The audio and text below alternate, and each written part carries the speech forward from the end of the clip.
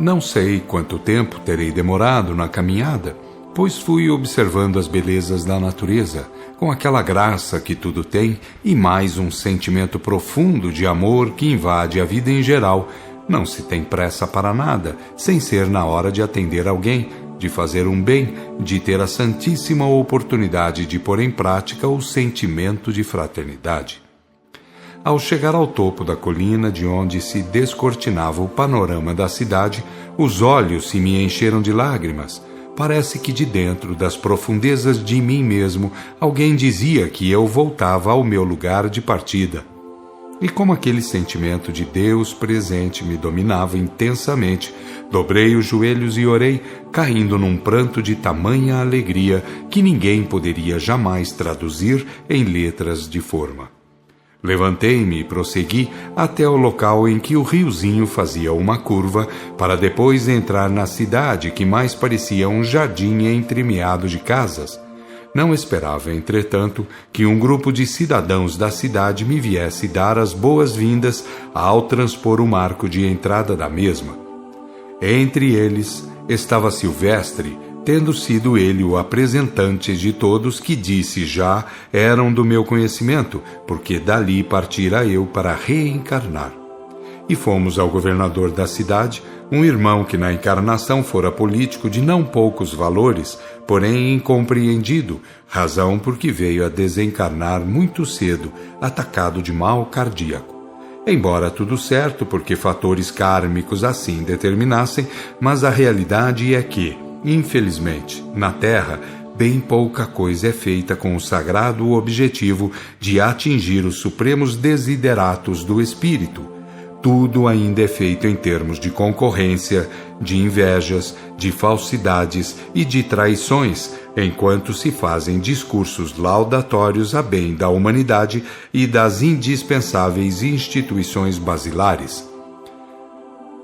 Terá uns dias de folga, disse o governador da cidade, para rever tudo quanto quiser. E não diga que vai dispensá-los, porque terá que aproveitá-los e muito, fazendo muitas perguntas e ouvindo bastantes respostas. E enquanto me dava o seu abraço amigo, entre sorrindo observou: não pense por hora em visitar a família, que seria menos interessante para si e para os seus. Lembre-se de que tens amigos que tudo já providenciaram, conforme o possível, pois é natural que as condições e situações criadas na Terra representem lições imperiosas, traduzam aprendizado indispensáveis ao despertamento da consciência. Agradeci por tudo, como melhor pude, prometendo que, em breve, gostaria de fazer pelos outros uma partícula daqueles bens de que estava sendo objeto. E foi assim que partimos rumo ao meu novo domicílio, onde fui reencontrar alguns parentes distantes, pois os mais próximos haviam já reencarnado, alguns no próprio seio familiar, o que muito me fez sentir alegria. Estando com a esposa, os filhos e os pais encarnados, e sendo os parentes de boa distância, tive facilidade em fazer de toda a comunidade a minha família. E digo isto com algum embaraço, porque só seremos grandes de fato quando o sentimento de irmandade for capaz de abraçar a humanidade cósmica, assim como por ora abraçamos o mais querido parente, aquele que pareça ser a razão de ser a nossa própria vida. Tal é o destino glorioso dos filhos de Deus, todos eles, pois que filhos especiais nunca os fez ou teve. Dizem os grandes mestres que de mais altos planos vêm para nos falar e envolver com a grandeza de suas luzes, com o poder de suas auras benfazejas. Silvestre me apresentou a certo irmão dias depois, dizendo: conhece o Arthur? Tenho certeza que sim, mas de onde não me recordo, respondi. Funcionou como seu anjo de guarda, como dizem. Seu nome é Solano, que foi o último usado na Terra, e não tenha para com ele mesuras especiais, porque tudo é simples, é normal, além de ter sido você já o seu anjo de guarda. Abraçamo-nos carinhosamente como irmãos de coração, tendo-lhe eu agradecido por tudo quanto teria feito por mim, aquilo que eu de modo algum poderia aquilatar, visto nada entender de tais assuntos de modo prático. E com esses e outros acontecimentos, a montante amiga crescia dia a dia, enchendo minha vida de imensas alegrias e fartíssimas obrigações de puríssima amizade. Devo dizer que o caso do meu cunhado, Padre Antônio, começou a tamborilar no meu cérebro cada vez mais intensamente. E se nada disse aos mais chegados que eram Silvestre e Solano, porque os parentes tinham ocupações muito diversas, foi em virtude de reconhecer que eles conheciam os meus pensares e desejos. Eles, pensava eu, diriam sobre a questão o mais certo e útil, assim que fosse chegado o momento. Entretanto, mais de uns 3 meses depois, fui perguntado: quer estar presente a uma aula? Quero estar aonde quer que seja que possa aprender ou ser útil. Então, logo mais, que vai estar de folga, venha me procurar em casa que juntos iremos a essa aula. E lá estava eu, na hora, entrando pela casa adentro, onde alguns outros amigos também estavam. A residência de Silvestre estava sempre cheia de visitas nas horas determinadas, certos dias, em virtude dos serviços que prestava, pois era chefe do grupo de guardas que funcionava naquela planície onde eu dormira para efeito de recuperação perispirital. Partimos dali rumo ao salão de conferências da cidade a fim de assistir à aula, para a qual fomos convidados, e para o achatado prédio, plantado como um enorme repolho no centro de formoso gramado, adentramos poucos minutos depois, mesmo andando a pé. Notamos que os salões internos se dividiam em forma de V, com o vértice para dentro, observando assim a simetria do prédio.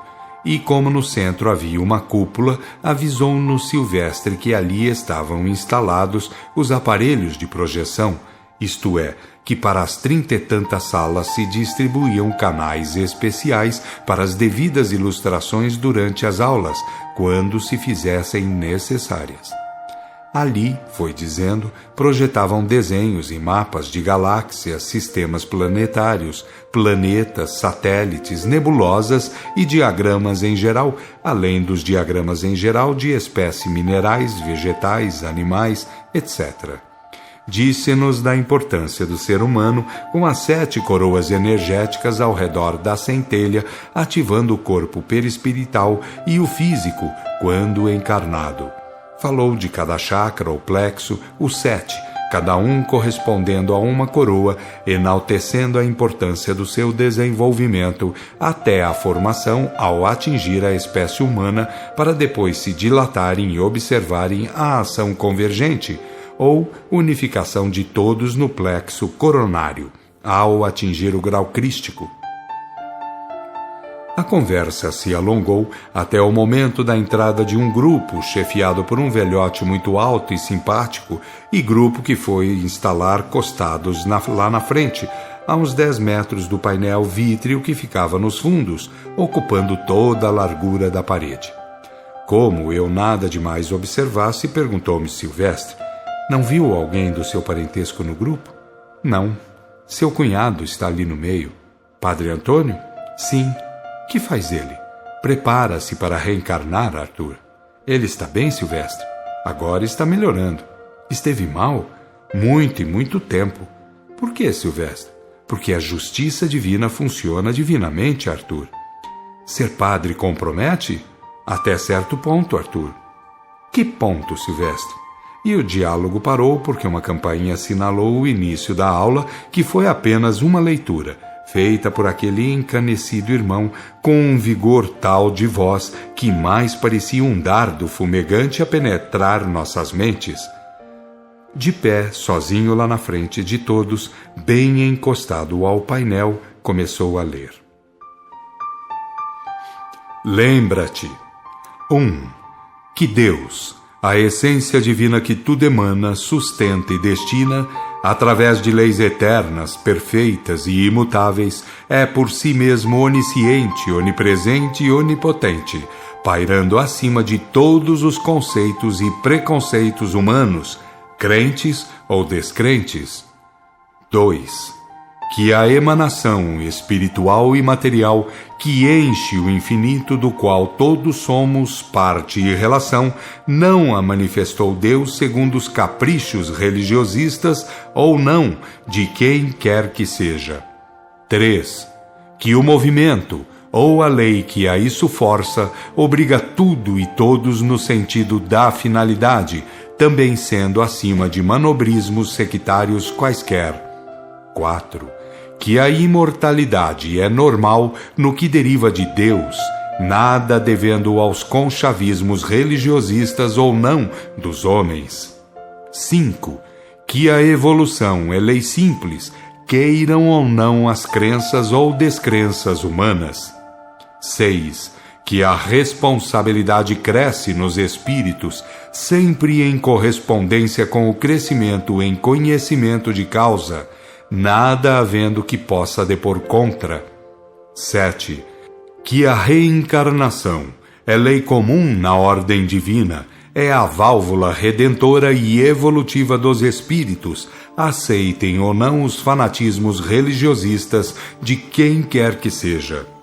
8.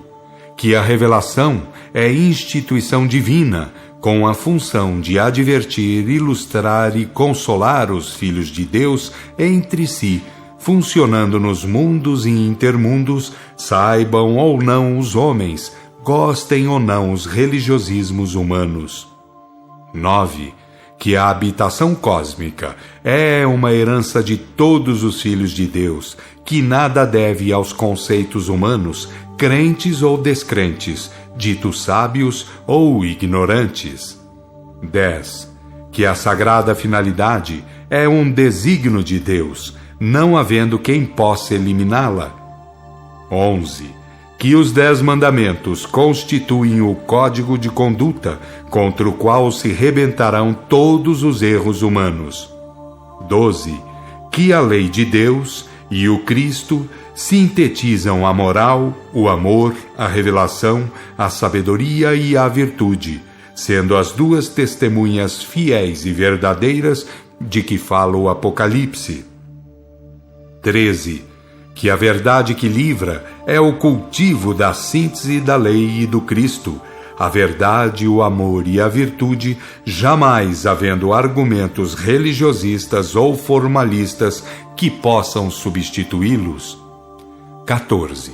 Que a autoridade doutrinária pertence à moral, ao amor, à revelação, à sabedoria e à virtude, jamais podendo pertencer a homens e a instituições humanas. 15. Que no amai-vos uns aos outros está resumido tudo em matéria de deveres morais, importando aos filhos de Deus cumprir esses deveres, visto que a parte de Deus não depende dos homens e de suas concepções. 16. Que a religião é o cultivo da verdade, do amor e da virtude que sintetizam os ensinos da lei de Deus e do Cristo e que devem ter absoluto emprego nos atos entre irmãos. 17. Que o reino de Deus é de ordem interna, é a glória que deve ser desabrochada no íntimo de cada um pelo desabrochar das virtudes espirituais em geral, que se resumem em verdade e amor. 18. Que a volta do Cristo é sobre as legiões consoladoras, a quem cumpre advertir, ilustrar e consolar os irmãos entre si, assinalando que é bem-aventurado todo aquele que, tornando-se consciente, vem a tomar parte nesse divino ministério. 19. Que é infeliz aquele Filho de Deus em que a justiça do mesmo Deus encontrar sem verdade, amor e virtude, pois nenhuma artimanha religiosista poderá jamais dar-lhe paz e ventura. 20. Que o conhecimento das verdades fundamentais constitui o código imortal, pairando acima de religiões, filosofias, instituições e estatutos humanos quaisquer, porque vigora no templo da consciência, responsabilizando totalmente o Filho de Deus. 21. que só existe uma unificação necessária, que é entre o Pai Divino e seus filhos, e que fora da verdade, do amor e da virtude jamais poderá ser realizada. 22. Que a era cósmica convida todos os filhos de Deus para um encontro com o bom senso, a fim de atender a Jesus Cristo, cuja bandeira branca, tendo no centro escrita a palavra amor, convida ao abandono dos preconceitos em geral, para que o reino de Deus possa desabrochar no íntimo de todos, marcando a entrada deste planeta no âmbito de outras dimensões vibratórias. 23. E que é bem-aventurado aquele que assim entender, reconhecendo no Espiritismo o trabalho de Elias, que, consoante a profecia do Cristo, com esse nome repousa as coisas no lugar, no curso de 3 encarnações consecutivas. Ao término da leitura, pedi uma oração endereçada a Deus, a primeira e total potestade, aos Cristos planetários, ou segunda potestade, e ao Consolador ou Ministério da Revelação, a terceira potestade. E foi então que se deu o inesperado, pois o prédio pareceu sumir, vendo-se o céu referto de brilhantes estrelas, céu que também se foi tornando brilhante, cada vez mais brilhante, até tornar-se visível o glorioso semblante de Jesus Cristo, que estava engastado no centro de multidões de gloriosos espíritos, estando bem próximo às chamadas 3 Marias, rodeadas de legiões de maravilhosas criaturas, tudo numa festa de luzes e esplendores celestiais, tal como seria impossível descrever.